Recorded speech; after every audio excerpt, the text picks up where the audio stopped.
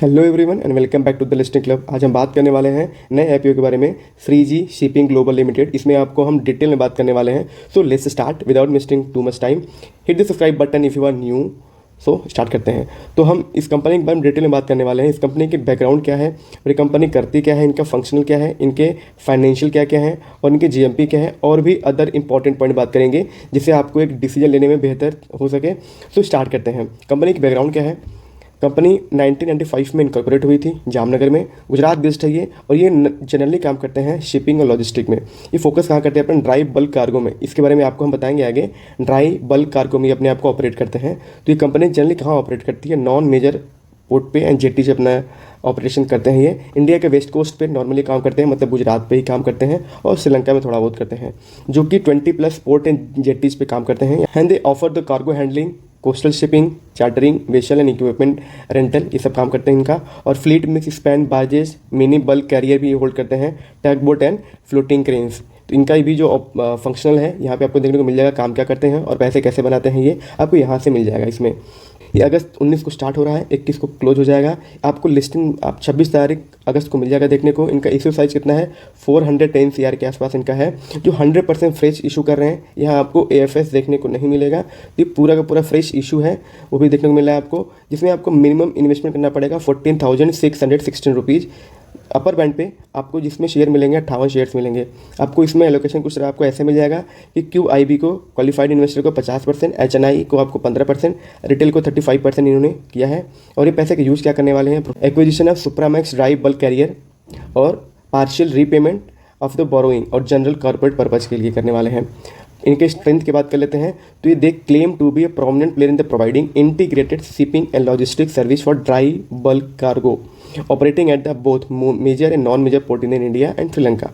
They offer the range of service like including cargo handling, transportation, fleet chartering, equipment rental and across multiple sector. कि अपने आप को ये जो इनका शिपिंग हो गया और लॉजिस्टिक हो गया, दोनों होल्ड करते हैं, इन दोनों में काम करते हैं, जिसमें अलग अलग इंडस्ट्री में अपना रेंटल हो गया, चार्टरिंग, इक्विपमेंट, फ्लीट जो इनके पास है वो रेंटल भी देते हैं और इनको काम भी करवाते हैं। तो आपको देखने को यहाँ मिल जाएगा। ये इंडिया में भी काम करते हैं और श्रीलंका में भी काम करते हैं। बोथ मेजर पोर्ट हो चाहे नॉन मेजर पोर्ट हो, वहाँ दोनों काम करते हैं ये।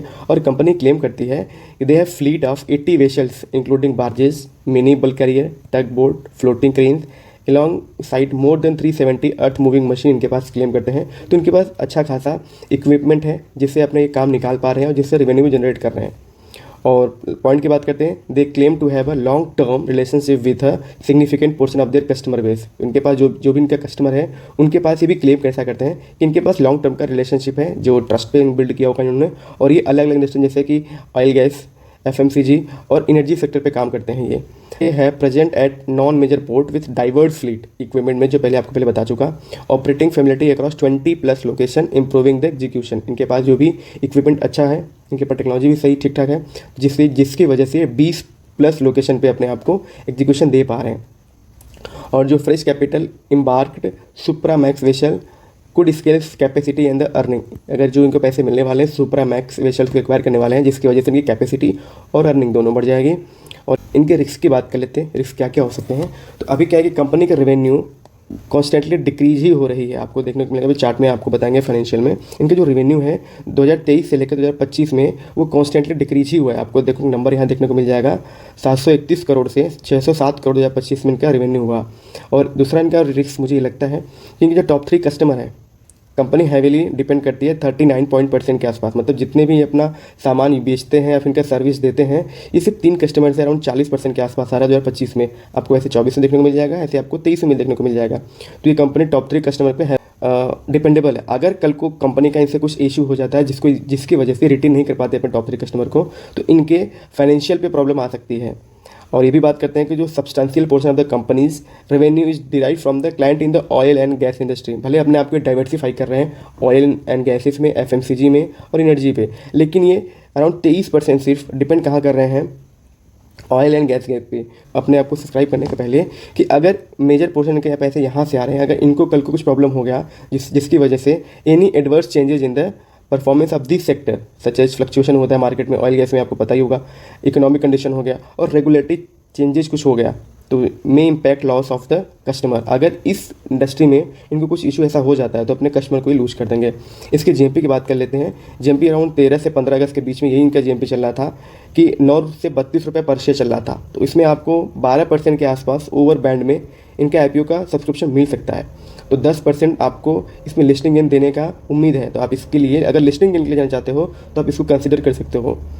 इतना बात याद रखिएगा, जीएमपी अनऑफिशियल होता है और ये क्या होता है, वोलेटाइल होता है, कभी भी चेंज होता है। लेकिन हाँ, अभी तक जो वीडियो रिकॉर्ड कर रहा हूँ मैं, तो ये 10% के आसपास इनका जीएमपी है। तो you can strive for that the listing in if you are interested in the 10%। तो इनका कंप्यूटर आपको तगड़ा मिलेगा कंपटीशन, क्योंकि ऑलरेडी इसमें बड़े बड़े प्लेयर हैं। JSW इंफ्रास्ट्रक्चर है, अडानी पोर्ट्स है एंड SEZ है, स्पेशल इकोनॉमिक जोन है, अडानी पोर्ट इसमें साथ में है, और JSW इंफ्रास्ट्रक्चर है। और अलग प्लेयर जैसे कि Shreyas shipping and logistic, great eastern shipping company, ऐसे बहुत सारे आपको कंपनी जिसमें मिल जाएंगे।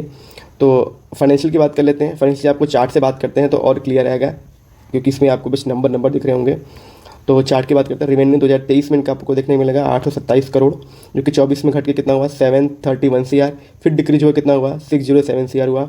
लेकिन हाँ, एक अच्छी बात यह है कि इनका जो प्रॉफिट है वो कॉन्स्टेंटली बढ़ा ही बढ़ा है। 23 में 118 CR था, 24 में 124 करोड़, 25 में 141 करोड़ रुपये था। इनके टोटल एसेट की बात कर लेते हैं। टोटल एसेट भी ईयर ऑन ईयर थोड़ा बढ़ा ही है। तो आपको इनके एसेट का तो अब इशू नहीं रहेगा, लेकिन हाँ, इनकी जो रेवेन्यू है वो डिक्रीज हो रही है। आपको इतना बात याद रखना होगा। अगर आप यहाँ तक वीडियो देख रहे हो तो hit the subscribe button, this give us a motivation to do such thing. तो मेरा फाइनल वर्डिक्ट यही रहेगा कि सेंटीमेंट इज पॉजिटिव, लिस्टिंग इनके लिए जाना है, आप इसको कंसिडर कर सकते हो। अगर लॉन्ग टर्म आपको इन्वेस्टमेंट करना है तो जस्ट वेट करो पोस्ट लिस्टिंग वैल्यूएशन पे, और इनके पीयर, इनके जो कॉम्पिटिशन है उसको भी ध्यान में रखो आप। सो thank you. Hit the subscribe button if you are new. Like and share the video. Comment your thought in the comment section. I really appreciate your time. मिलते हैं आपसे नेक्स्ट वीडियो में।